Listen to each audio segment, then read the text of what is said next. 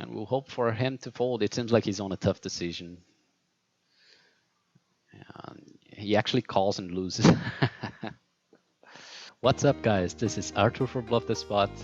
And yes, finally, we moved up to 200 NL. Today, I'm gonna do a different format. I'm gonna be playing live play session of 200 fast forward tables at Party Poker. Just go ahead and smash the like button before we start the action, and I see you at the tables.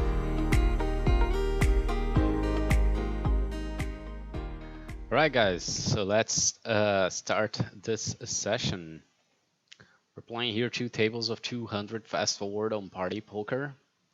As I said before, recently moved up to these stakes, and well, why not just sharing a session with you guys for good time here, so you can take a look at how this player pools look like, and yeah, things like that basically. And yeah, without further ado, just go into the action. I'm gonna flat pocket sixes here on the big blind versus MP. If I know anything about the opponents, I'm trying not to say much about it, because I mean, I'm sure a few of them are gonna watch the video, and yeah, I just don't want to give away too much information about it. I'm just gonna fold the Jack 3, pretty standard fold. Here with the sixes, I think the king hits a lot of my opponent's range on the middle position, as in a sense that he's going to check a lot of king X's. So I'm not going to be probing too often here. I'm just going to check again with my sixes, trying to take it to showdown basically, as it also has some showdown value, so it's like not necessary to turn it into a bluff yet. And yeah, also doesn't get as much calls by worse. So easy 3-bet with ace king offsuit. There's a recreational player on the big blind we want to be looking at, but still that's not going to make us flat this hand, as it's strong enough to get it in, and even against the regular on the button. I think we can probably do both calling and folding here. I'm just going to go with the call and probably just check fold the river. As the king is a good card for his range, he's also probably going to know that and going to bet very frequently on this turn as a bluff. And yeah, hopefully this is a scary enough river for him to give up, and we're going to take it down. That's nice. 3-betting the ace king again, and let's see what he gave up with.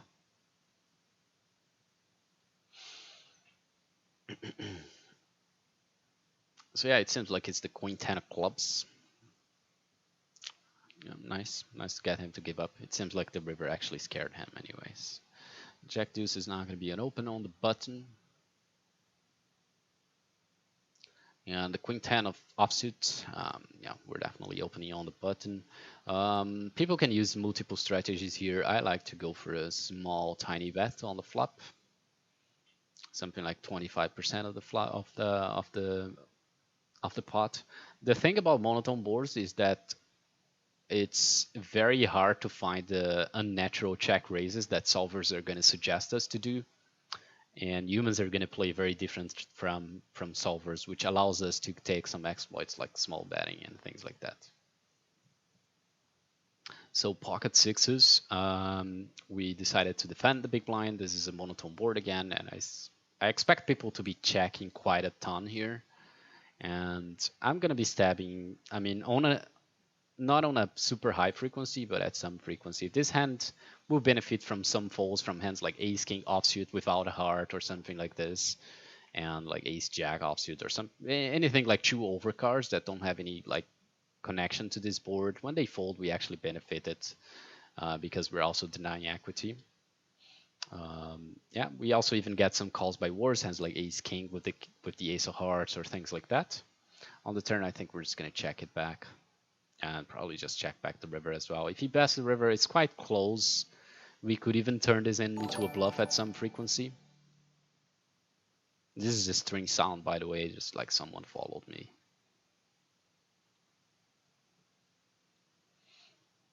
He goes for an overbet, which represents a stronger range in general.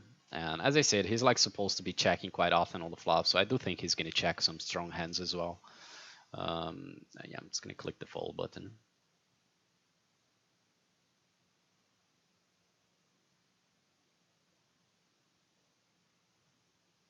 7-8 of diamonds, most of the time it's just 3-betting. Ace jack of diamonds as well, so we're gonna have some action already. Ace jack of diamonds to take it down.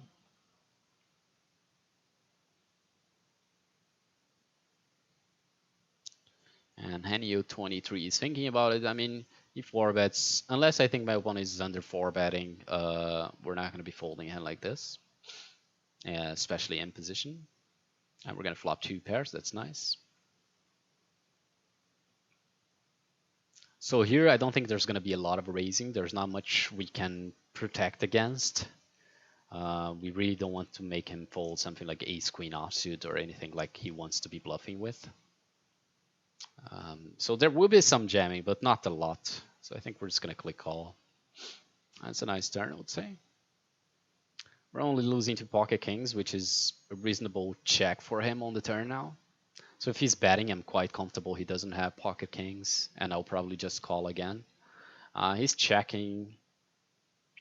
To be fair, I'm thinking about just checking behind, maybe getting him to hit something like an ace with ace jack offsuit or some other combos that he's gonna be bluffing with pre-flop. Just folding versus the 3x with the 5-6 offsuit. And if he has ace king, king queen, he's probably gonna get it in regardless. So yeah, easy call. Ace king offsuit. I'm thinking about 3-betting this one.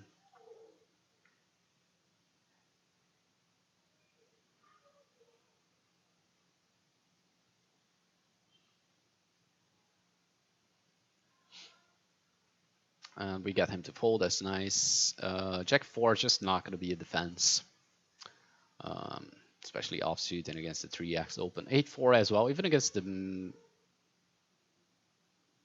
2.5x. I think we're going to fold. Do these trashy offsuit combos. I'm going to open my king 8 suited, jack 7 suited.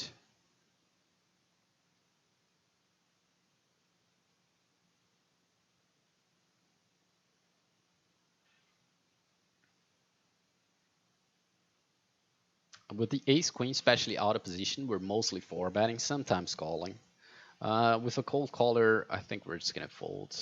And I'm always interested on seeing what these actions look like. And I guess you guys are also gonna be interested on. So we do see a call by Tiger versus you, which is top of the leaderboard now. He's gonna get at least $5,000 by the end of the week. I'm gonna defend my 9-8 offsuit. C-bet by unbevoked. As for the note system that I use, like purple is just a friend, so this guy's a friend of mine, and yeah, pretty much that's it. Orange is gonna be regular, and green is gonna be a recreational player. I decided to stab on this board. I just see this board being very good for my range in general. I'm gonna have a lot of hands like 7-6 offsuits, 5-6 offsuit, etc., etc.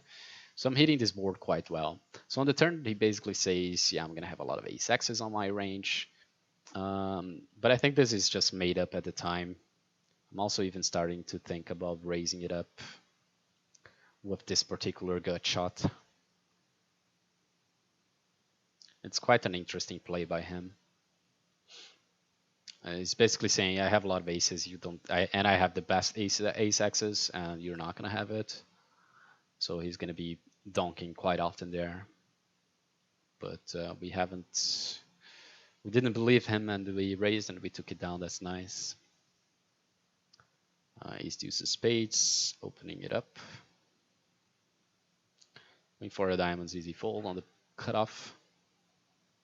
All right, so we're going to flop a good spades draw here. I'm going to be checking behind on a very low frequency with this hand specifically. And I'll play a mixed strategy on this board, so I'm probably going to pick a bigger sizing here.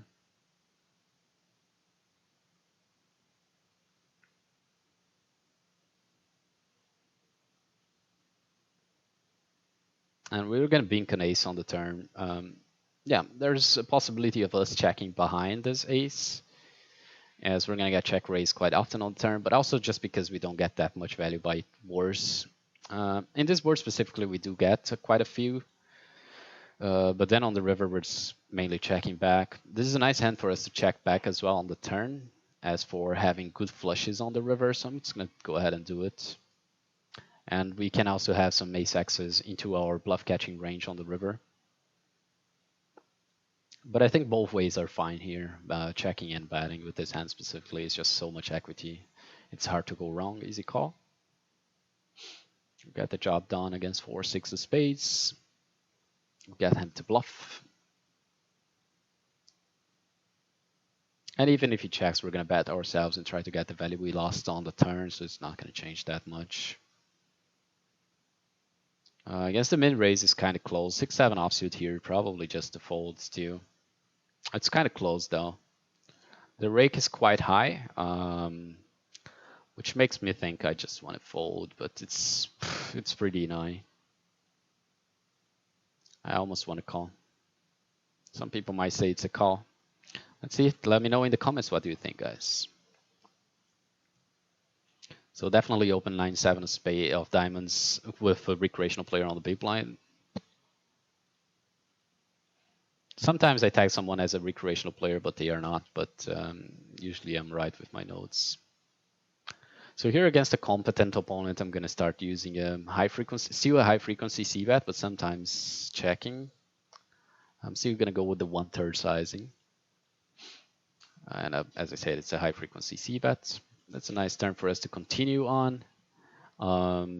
We have the open-ender flush draw and yeah, pretty much betting. I don't think there's going to be a lot of over betting on this board specifically, as the board is already locked down. There's a straight, like good hands that are on the flop, that were good hands on the flop are now not that good anymore. In a sense of like sets and two pairs now lose to a straight and things like that. So we're not going to overbet that much. And on the river, I mean, we potentially still win at showdown against some like hands like Queen Jack specifically. So we're going to try to check it behind. Or some other flush draw combos. Queen 9 offsuit against the small open from the cutoff. We're going to defend, but it's very close as well. I'm going to 3-bet my ace king of hearts on small blind versus MP.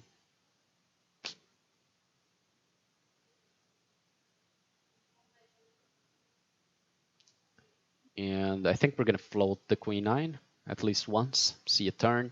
With the ace king against this positions, I'm going to size up slightly. Make something like a 40% bet on the flop. Just representing stronger ranges in general. I get a very, very fast call from my opponent, which makes me a little bit afraid of this, and kind of a sizing tell, I would say. Also, having the hearts is not that good because I'm blocking a lot of floats on his range, like hands like ace jack of hearts and things like that. So I'm just going to check and probably just give it up. With the Queen 9, we could throw even some raises on the turn, but I'm actually just going to go with the check fold. Yeah, we're out of time bank here, so I'm just going to sit out on the next blinds. Ace king, we can do quite a few options like block batting and checking. I'm going to go with the block bat, get some calls by hands like pocket tens, pocket jacks, or like queen jack or queen 10 type of hands. It's quite close on these positions, but I think we can still probably can get away with range batting with a small sizing. And on this turn specifically, I'm not going to have too many overbets again. I'll have quite a few natural bluffs. This hand wins once in a blue moon at showdown. Maybe we can turn this into a bluff on the river as well. This guy is a recreational player, if I'm not mistaken, so we could play exploitative here and just bet ourselves. I'm actually just going to be a little bit tighter here and just check. We could play exploitative here and just bet ourselves if you think that he's not stabbing enough on the flop. But overall, just checking out a position should be fine. He steps small, which is interesting. We could even do some raising here, but I'm going to go with the check call, as the board is also going to get very ugly by rivers, either by pairing the board or just bringing another club, which doesn't make me too happy to put that much money, even with this nut straight. It's going to check all the turn. Well, that's the best outcome we can ever wish for. I just hope for him to triple barrel, and yeah, that's it. So he's going half pot. I do think he can still value bet some flushes with this sizing, but also a lot of two pairs. The thing is, I don't think he folds two pairs if we just raise small, and if he jams over the raise, I think he always has a flush. So yeah, it's just a pretty easy decision. So we raise it up, he snap calls, and that's pretty nice. I decided to seat out here, just not sure why it didn't.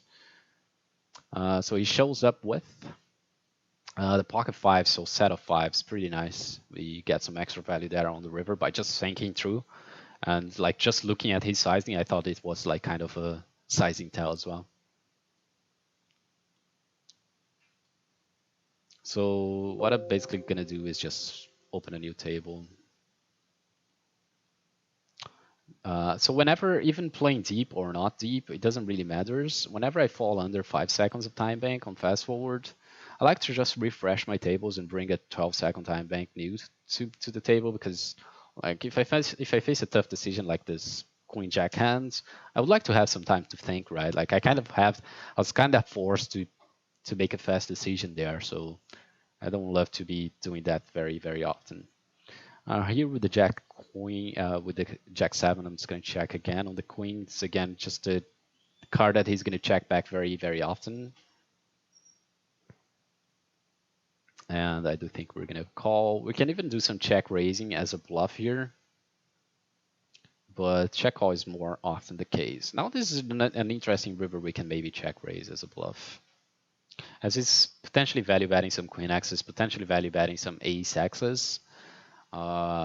We block some two pairs, we block some straights, we unblock diamonds, and it's not like really overbatting or really representing something pretty strong. So I'm gonna try to go for it. And he's a very strong opponent, so he's gonna be able to bluff catch me with hands like ace king or ace jack here.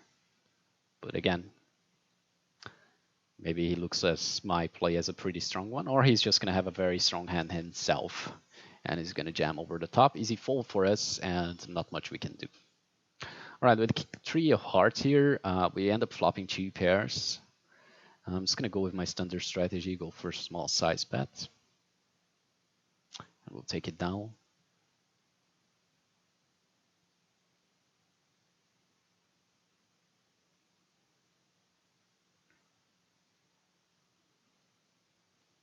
Call here with the, let's just check behind here with the king seven. And on the ace board is just probably very often a check behind, and we can turn this hand into a bluff turns and rivers now if we want, especially blocking like strong ace X's, strong six X's, and yeah, basically that's it. He's checking twice to us, showing a little bit of weakness. So I'm gonna decide to bet this one, and probably just overbet the river. Try to get him to fold like something like pocket jacks or pocket tens or anything, basically.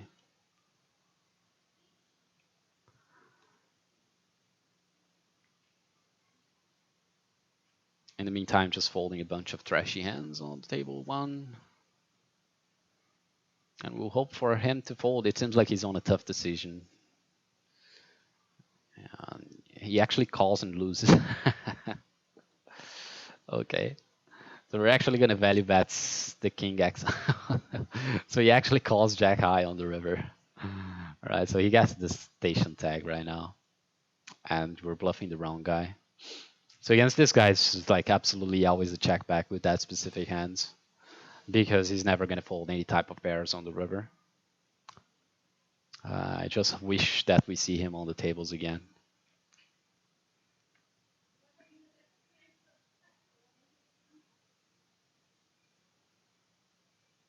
So 6-8 here, we defend, just check fold the flop.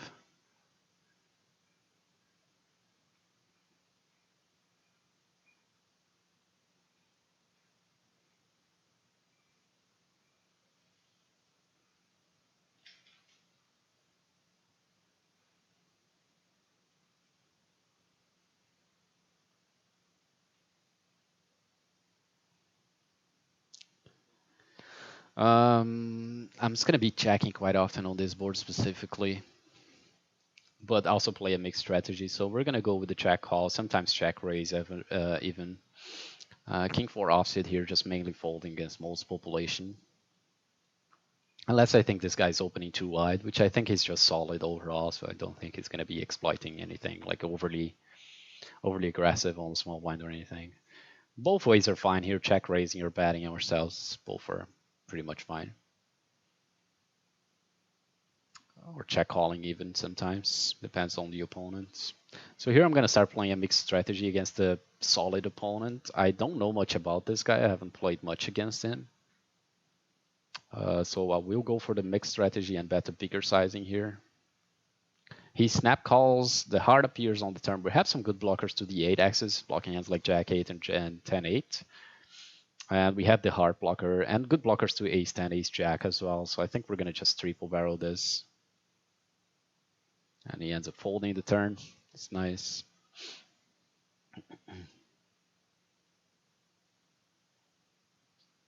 Easy open with the Jack 9 offsuit on small blinds. I mean, not easy open, but usually an open. So we have hand like King Queen offsuit on the big blind versus the button. I'm going to be mixing between calls and 3-bets. This time I decided to call. I'm also running around an RNG here under my name if you want to see. And I will decide also based on that sometimes. With 9s mostly 3-betting big blind versus small blinds. With open enders, yeah, mostly check calling, sometimes check raising, especially if I have a diamond in my hand. I'm going to go with the check call.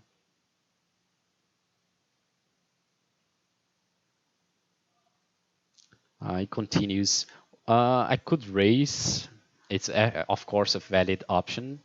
This board specifically is very difficult to raise, though, because he's hitting a lot of my opponent's range in the sense that he's going to have a lot of 10 Jack, Ace, Jack hands, and aces and 10s. So I'm just going to go with the check call.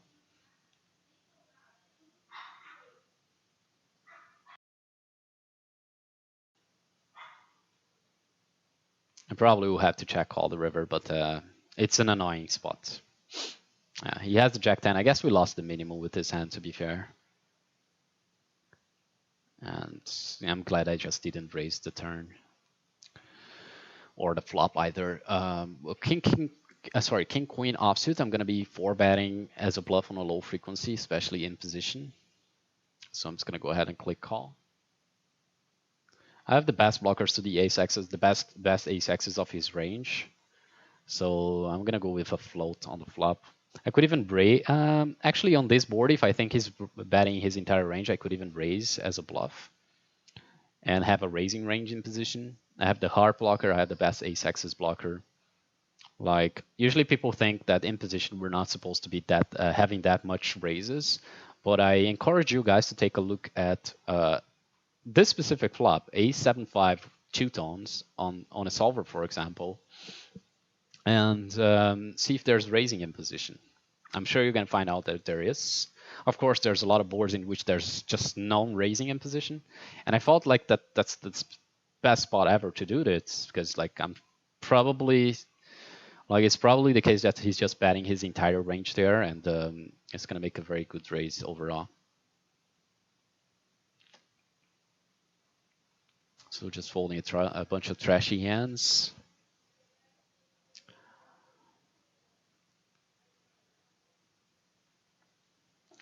And ace 10 spades. Is he open?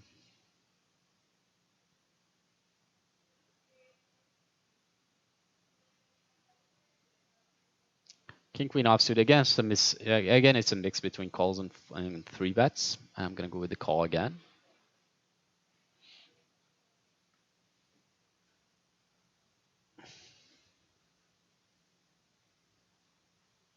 And we're definitely gonna float the flop. He half pots the flop, which is kind of strange, but reasonable sometimes. It's just not something I'm used to see. And on the turn, probably just folding. That's a very, very strange sizing. People don't use that much, although solvers are probably going to suggest to use it at some frequency. Again, probably just going to check fold now. I have the feeling we should supposed to be calling that hand specifically at some frequency. I just don't think versus population is going to be that good as like we have to expect them to be bluffing as much as solvers there. So that's a hand I'm not going to open every single time on the MP, but with a recreational player on the big blind, yeah, probably yes.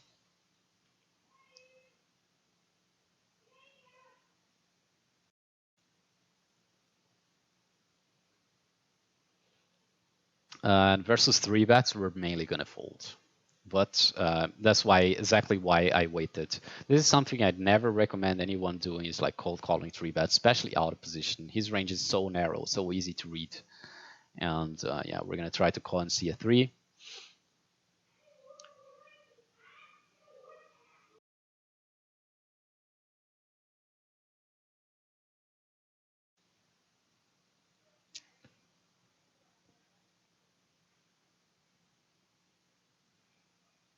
I'm probably just checking the flop. This is the original 3-better. So we're gonna wait to see his action.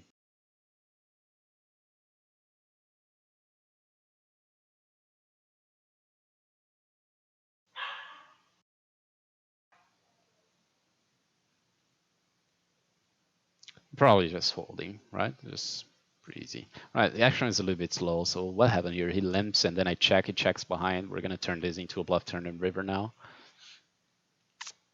and we'll take it down the turn already.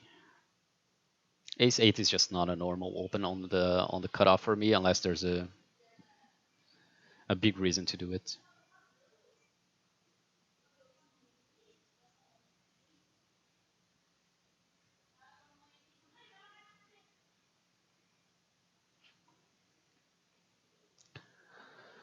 Might have noticed I have some hotkeys for sizings, which sometimes I miss and misclick.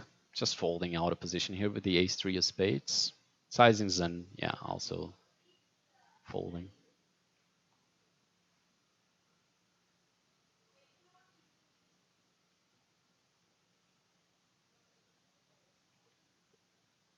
Just checking the 10-7 offsuit.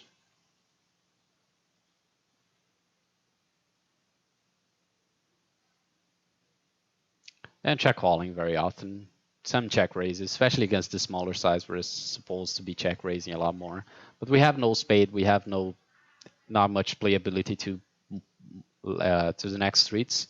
And this is more often going to be the case with some 4Xs that are not going to be able to call flop and turn, for example, or for flop, turn, and river. So 4Xs are going to be more often turned into a bluff here.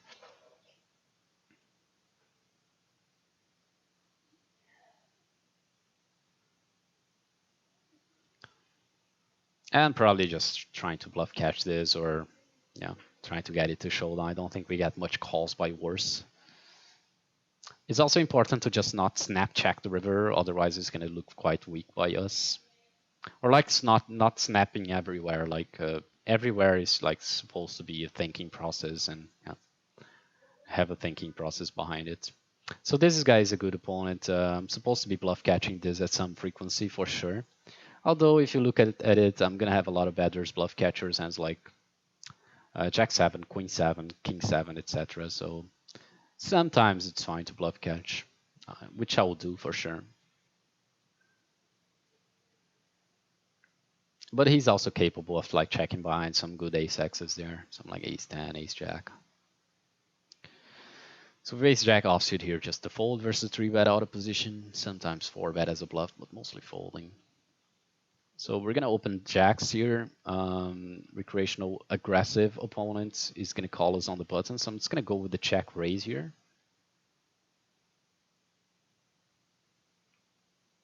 Betting is of course fine, especially if he's like something like a passive opponent. Versus the bigger size, we could even check call, but I'm just gonna go with the check raise for a slightly bigger sizing. Open the king 9 offsuit on the small blinds.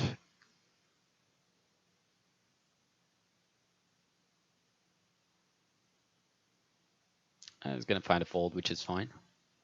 So with ace X offsuit, we will ace X offsuits basically. I'm gonna be 3-betting and folding at a similar frequency. This time I decided to 3-bet ace deuce against regulars, of course. Against recreational players, I'm gonna 3-bet more like a linear range. And it's gonna go with the small c-bet, easy 3-bet with pocket queens.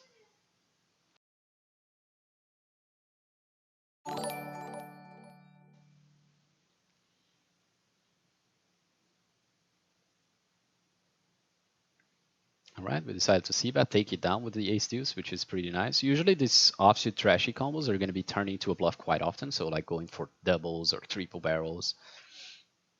This is quite close. It's almost like tempting to call because it's like a small 3-bet size, and this guy's a recreational player as far as I remember. So I'm almost calling this, but I'm just going to go with my guts here and fold. Cold 4-betting is also completely fine there.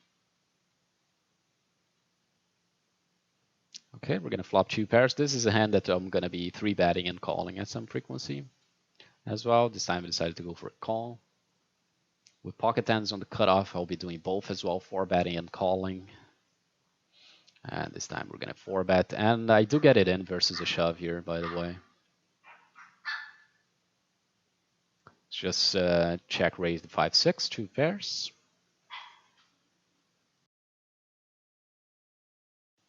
Pretty much not much to say about it. It's just good enough hand for us to do it. It's not something that I'm very polarized on this board. There's some straights completing, but like I'm not gonna have that many 3-4s on my range.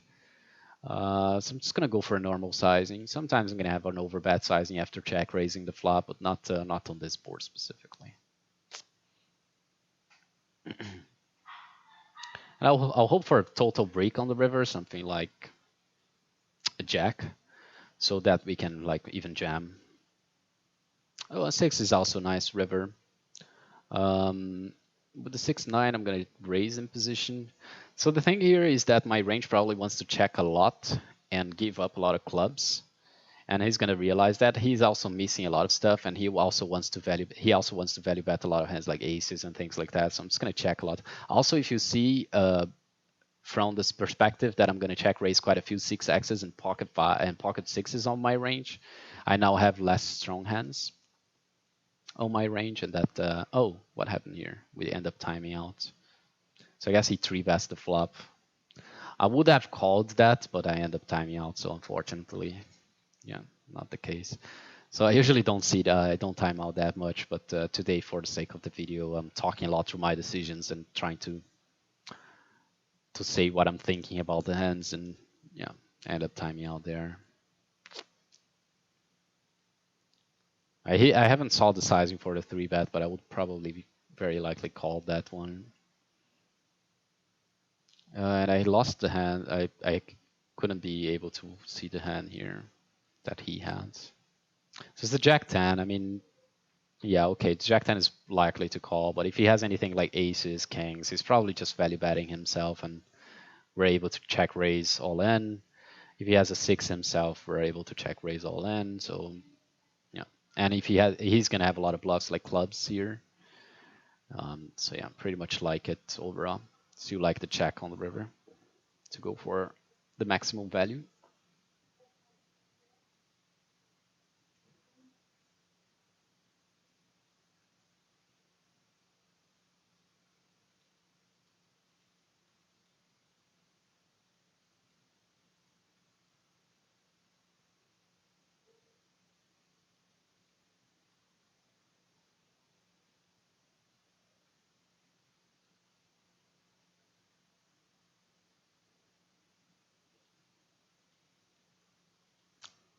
Pocket ladies on both tables.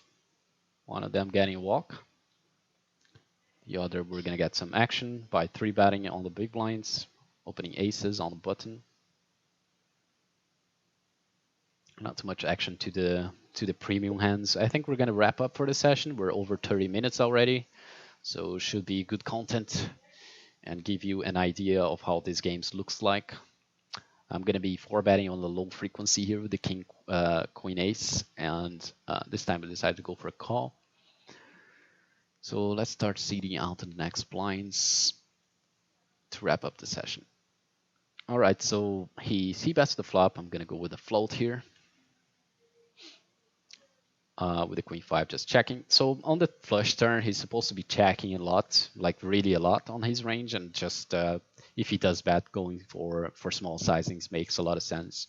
And when he does that, I'm also supposed to be checking quite frequently behind, but also betting is fine, especially behind like this that has a diamond in it. But I'm gonna go with a check behind again. A little bit with the passive line here, but betting on a small size is also fine. On the river, probably just checking it behind again. He can have hands like ace jack or ace 4, like a give up. The overbet jams, easy fold for us. So with the queen 8 of hearts, just folding on these positions versus 3-bets.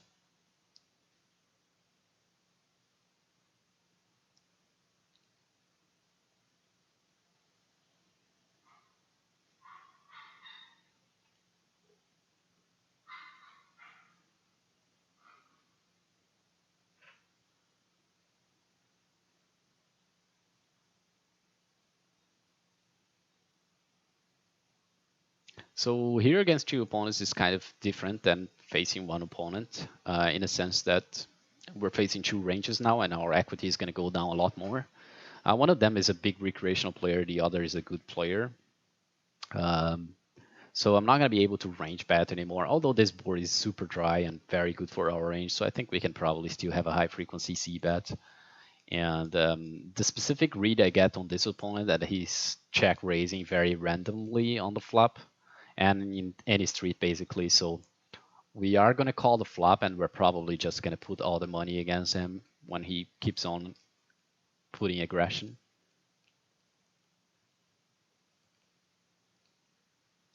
He does goes for a check. Still probably just going to put some money to be able to jam the river. I don't need to go too large. I could even 130 if I wanted, to be fair. But I think just the half pot looks better. We're going to make his life a little bit more difficult on the river when we have pot to turn, in a sense that he's going to be having lower fold equity because his stack is just so small towards comparing to the pot. Just like kind of forcing a little bit more mistakes by him, just like overcalling in general. Alright guys, thanks for watching. If you like this type of video of live play, make sure to hit the like button and subscribe to this channel so we keep on doing this kind of content. And also let me know down below in the comments if you think I should have played any hand different. Also, next video will be about what are the main difference between all the stakes when you're moving up. So I see you there. Thanks for watching. Bye bye.